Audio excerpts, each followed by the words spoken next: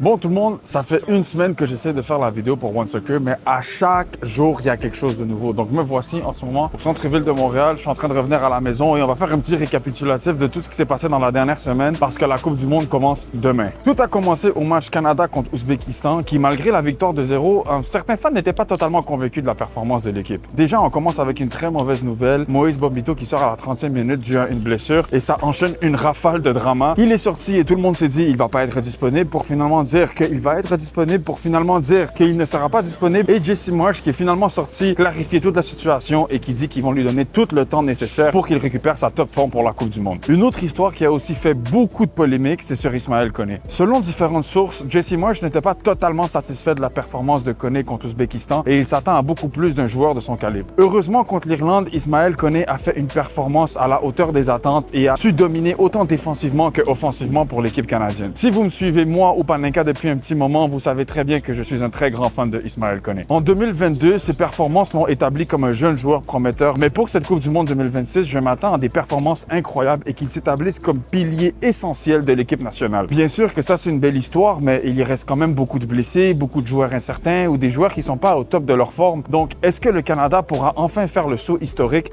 et passer à la phase éliminatoire en cette Coupe du Monde? Dites en commentaire si vous pensez que le Canada passera facilement à la phase éliminatoire ou est-ce qu'ils auront de la difficulté ou même dans le pire des scénarios, ne seraient juste pas qualifiés.